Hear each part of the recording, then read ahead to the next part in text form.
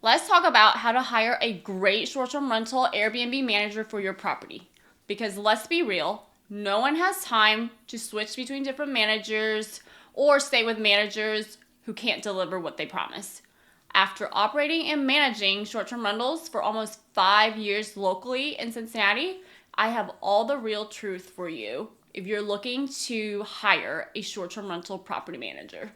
In this video, I'm gonna go through what questions you need to ask and what things to look for in a property manager so that it separates the mediocre ones from the real professionals. And I strongly believe a property manager with a great reputation will make you more money than any of the other ones. If you've never operated a short-term rental or worked with a short-term rental manager before, and you're going through and talking to a few different ones, they sound really freaking good. I mean, some of them really know how to talk, they really know what to say, they sound like they know what they're doing and telling you all these good things, but I'm gonna give you behind the scenes on how you really tell how good they are. So I recently helped one of my clients vet a property manager in a different state because he had one in Cincinnati and he had one in another state. And since I don't manage out of state, I offered to help him find a new property manager since he was having a lot of issues with his current one. So if I were looking to hire a Airbnb short-term rental manager, here are the things that I would look for and the questions I would ask. So the first step is, before even interviewing, talking to a property manager on the phone, this is what you should do instead. Go to their Airbnb profile or their VRBO profile and look at the reviews. How many reviews do they have? What are the ratings on those reviews? Because it's an accumulation of all of their properties, all of their listings that they ever had. It can't be deleted, it can't be hidden. So anything that they have is going to be on the profile. And that's especially true for Airbnb. For VRBO, the property level is how the reviews are handled. So you won't be able to see one across the entire portfolio. You probably have to look property by property. But Airbnb is a very good indication of how they are as a property manager. So on Airbnb, if you have 4.8 stars or below, you are not even Superhost. So if they're not Superhost, I personally would not even use them, because to me, that means they're not taking the guest experience into consideration, or they don't have systems in place to consistently deliver the great guest experiences that people are looking for. If they have between 4.8 to 4.9, that's kind of like a middle range. Like, okay, we can talk, but there's still something missing. What I would really go for are the ones with a 4.9 or above. 4.89 or above, those are really good quality property managers because they have it pretty dialed in as to what the guests want and how to handle their properties. But I will also take the number of reviews into consideration. So if they only have 20, they're probably pretty new. If they have 100, 200, 300, they're still relatively new, which is not a deterrent, but I would just keep that in mind that they don't have the mileage yet. They don't have the time aspect in to see if they can consistently get that year over year. So I would say if they're under 500 reviews, they're still pretty young in this industry and in their market. So take a look at, I wouldn't say it's a deterrent, but just take that into consideration. And the second thing inside the reviews to look for are definitely what the guests are saying. Because let me tell you, the guests are very honest. They do not hold back. They do not hold back on what they think about your place. What do they think about the listing? What do they think about the communications? What their experience was. So most of the time, all those reviews are going to be really important. And some of the things I would look for is cleanliness. So you have an overall review, which the listing will tell you. And then you have individual reviews inside the listing. So that's where it breaks down into like cleanliness. How clean is it? So you get to see how does this manager manage their cleaners? Because if they are consistently getting 5-star reviews on the cleans, that means they have really good systems in place, they have really good cleaners, and they have that very dialed in. So if you just have a couple, like a 4.9 or a couple 4 stars, that's good. That's okay. That's not bad at all. But looking at the individual ones will tell you how they are in a way as a property manager. The other part to look at is communication. So that's how fast you respond, or the property manager respond to the guests, and how they communicate with the guests. Are they proactive? Do they not respond in time? Did the guests have to wait for a lot of things from the manager? So that is another thing to look for. Those are probably the 2 top ones I would look for under the reviews. I would go into the main profile, read the main reviews, and then just click on a few different listings and see what are their highest rated listings and what are their lowest rated listings, and go through and read what the reviews are for the really good ones and also for the really bad ones. Or I wouldn't call them terrible ones, but like their lowest reviews, because in the listings, it kind of varies. It's going to vary like how many stars each listing has. And the third thing I would do is I would pick one of those listings and I would send them a message and see how they respond. How do they respond to you? How long does it take them to respond to you? Do they respond really fast in like 10 minutes or less? Or are they taking a few hours to respond? Or are they taking a whole day to respond? And then ask them a few questions. See like how they answer you. How do they answer the questions you have? Is this because the way you are trying to see is how are they treating their guests when they don't know who you are yet? So that is a very good way to get started before you even talk to anybody on the phone. Okay, so let's get into the questions of what to ask a property manager. This is the most common first question to ask, but I think it's the wrong first question to ask. And that question is, how much do you charge? And why is this the wrong first question to ask? Because it doesn't give you a holistic view and insight to the services they provide, like how they manage and the results they deliver. It's like hiring a babysitter on their hourly rate alone without getting to know the person and how they are going to take care of your kids. So that is why I don't recommend starting with that question, and I'm going to give you a list of questions to ask. But before I get through the questions, or as I'm asking the questions, what I'm trying to gauge is how systemic are they? And I want to see how their values are aligned with mine. Because if we're not focused on the same thing, we don't have the same goals, we're not going to get to the same place. So that is what I have in the back of my mind as I'm asking questions. That's what I want to know.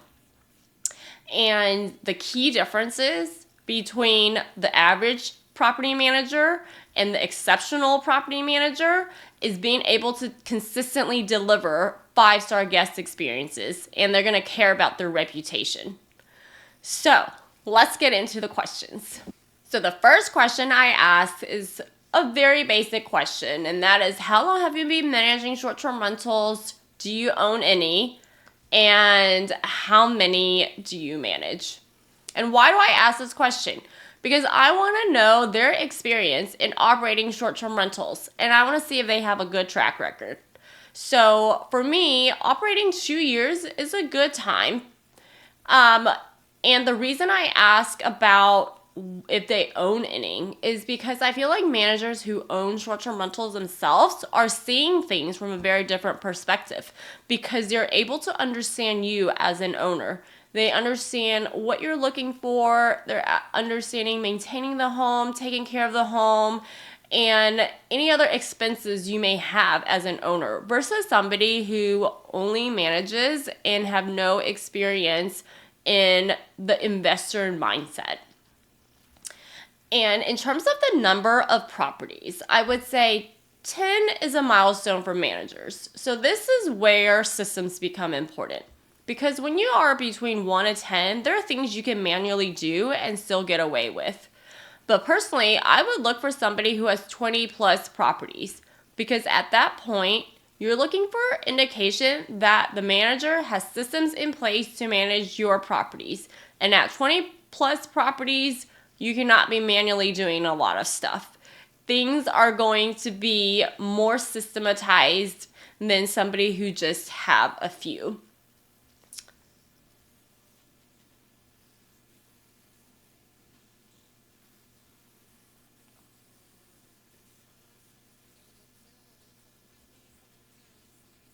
The other question I would ask is, what platforms are your listings on? And I'm asking the platforms question because if they are professional hosts, they will have software to where they will sync to multiple platforms. A smaller company or the ones who co-host only, they may only be on Airbnb and VRBO. And that may be enough for you if that's all what most of the market books anyway. But I'm looking for that level of professionalism and somebody who takes this business very seriously. And so to me, that's why it's important. I'm looking for somebody who has software, has systems, and have been doing it for at least 2 years, at least 20 plus properties. So that is my criteria, and that's what I would recommend looking for. The second question I would ask is, what is your management philosophy? What is important to you as a property manager? And why do I ask this question? Because I want to see what they prioritize. I want to know, are they focused on cost? Are they focused on revenue? Are they just trying to be booked all the time? Like, do they care about taking care of my home? Like, what are the important things to them? And that's something that the property manager should be able to very clearly articulate. Because for me, I'm able to articulate that to all of my owners. So for example, when owner asks me what is my management philosophy, I'm able to share what's important to me. And there's 3 things that's important to me. One is generating the most revenue for the owners. The second thing is doing that while taking care of the home so that it looks exactly the same as when they left it. And then the third thing is just creating the great guest experiences so that the guests want to come stay every time they're in town. So those are the 3 goals that I have as an example. But these are the things that the property manager needs to be able to tell you and articulate very well. The red flags I would look for here is that they're just trying to grow their business and scale because it's a numbers game for them. That's a very big red flag for me. So for example, if you talk to them, they just started, maybe they have 5, but they say my goal is to get to 50 by the end of this year. That is a big red flag for me. Because to me, it means you don't have the systems yet. You're only at 5 and you're trying to get to 50, and that's just a numbers game for you. I'm just number 6, and you just want to get the quickest to the next one and the next person and keep signing new clients. That doesn't seem like they're interested in your well-being, your property, and making sure that everything is taken care of for the guest.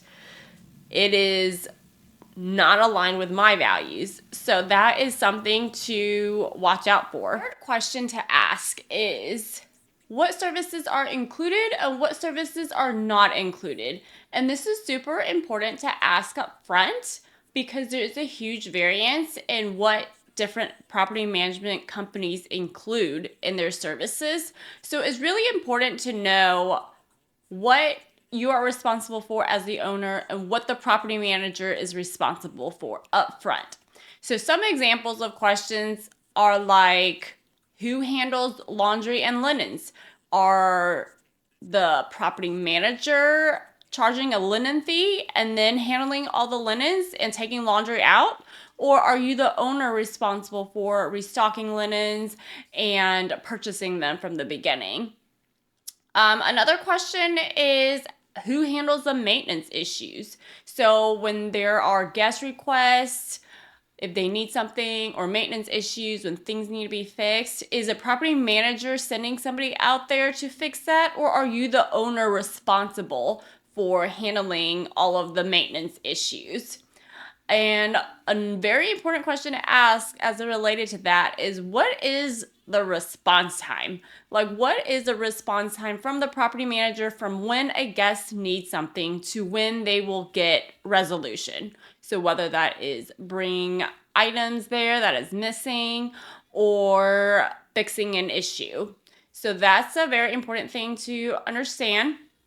The other question to ask is, like, who handles the restocking, and how do you know when it's time to restock, and what items are you restocking with? So for example, as the owner, are you responsible for restocking all your toilet paper, coffee, all those consumables, or is it the property manager who is coming in and restocking? So if you want to maintain a level of quality with your property, are you going to allow the property manager to be restocking with whichever brands they feel like they want to restock with? Or are you specifying and saying, I only want to use this specific brand of soap, shampoo, etc.?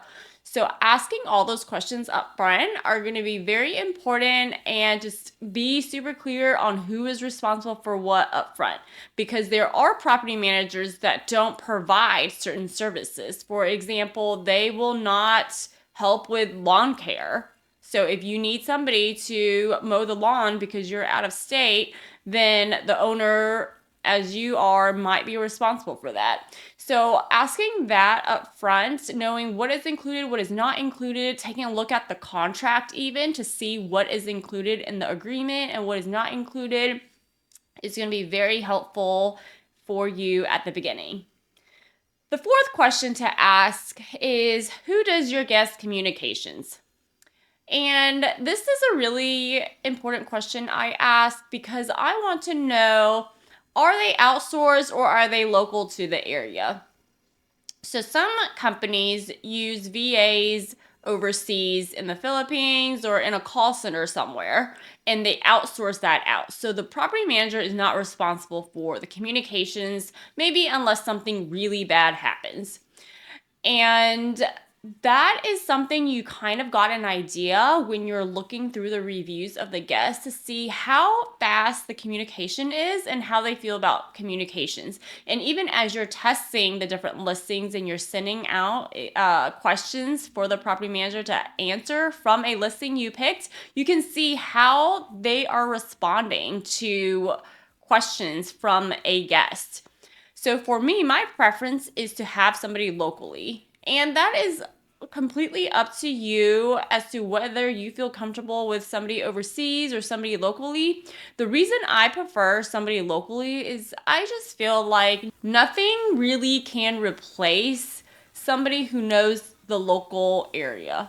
So when a guest asks, what are your favorite restaurants in the area? What are your favorite bars in the area? You can give a canned response that people can use, but really nothing's going to replace somebody who is familiar with the area to say like, hey, I think this would be a great neighborhood, or this would be a great neighborhood for you, and here's all my local favorites, and here's what's going on, here's how you avoid traffic in this area. It's just providing that level of service that somebody overseas may not know. They can Google, but they may not get what the local somebody who lives here would know. And this other thing with communications is sometimes, there are discrepancies in how things are said in different countries. So that's something to also keep in mind. For that reason, for us, we keep our communication local, but a lot of the managers may have overseas. So that's something to understand, is who is doing the guest communications, and is that acceptable to you? The fifth question to ask is, what is your pricing or revenue management strategy for the homes you manage? And why do I ask this question? Because a listing without a revenue management strategy is a race to the bottom. Because when competitors start lowering their prices, the property manager is just going to follow suit. And that is not good for anybody. It's not good for you as the owner. It's not good for the guests. Competing on price is never going to be the best way to go in an area. Of course, sometimes you may have to lower the price to what the market rate is, but every good property manager should have a price revenue management strategy. They would need to know what their strategy is throughout the year. What are they doing in the high season? What are they doing in the low season? Each market has seasons. There's going to be really high rates in the high season and a lot lower rates in the low season. So how are they going to mitigate that? How are they going to help with the seasonality of that? So it's really important to know, what does this property manager have planned for your home? Are they just trying to stay booked and keep it at the lowest, and all they're going to do is just compete with another listing that is close by on price? That is not the right way to go, in my opinion. So asking that up front is also a very important factor to distinguish the real professionals from somebody who may have just started or not familiar with that. So along those lines, the sixth question I would ask is, how much do you estimate my property would make? And why do I ask this question? Is if you're new to the market, you kind of want an experienced property manager to tell you how much your property could make.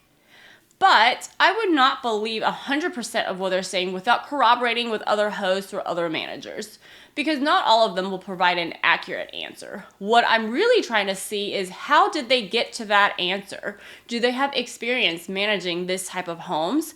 Are they running different comps or numbers to back up what they're thinking if they don't have the experience? And do they have similar homes they manage? So it's a good way for you to get information as a owner of, like, what can I expect my home to make? And then also a good way to see how this property manager is thinking, like, what is their experience level and how are they doing their numbers. The seventh question to ask is, as we get to the end, is, what is your management fee structure? So instead of asking how much do you charge, I would ask, what is your management fee structure? And do you upcharge for maintenance or purchasing items for my house? Because here's the thing, they're going to make money somehow. So you want to understand what their fee structure is. If they're charging you low percentage rates or a flat fee, they are compensating for it somewhere. So understand, where are their income coming from? So if it's a percentage, ask them, how do you calculate this percentage? Is it off the nightly rate? Or is it off total? Like everything, this total reservation dollar amount? Or what is included in that rate that you're getting your percentage? And then, are there any additional flat fees? For example, are there any trip fees? Are they gonna charge a linen fee? Are they gonna charge a software fee, a marketing fee? Like, what other flat fees are there, if any? And then the last question regarding that is, like, what additional fees, if any, are you charging the guest? So that means they're making money off the guest if they're charging you a low fee. And I've seen that before, to where they may charge a guest a service fee, a management fee, or a resort fee, something of those lines that you are not getting as the owner. So that's something incremental the guest is paying, but that's not showing up on your side of the owner statement when that happens. So if you want to ask for a sample owner statement, that would also be really helpful if they're willing to share that, so you can see how they're calculating everything, and then at the end of the day, how your payout is calculated. So the last note is, if you want to talk to some of their current owners, you can ask for references, but I'm not a big fan of references because I don't think anyone will send references that will say anything bad about them.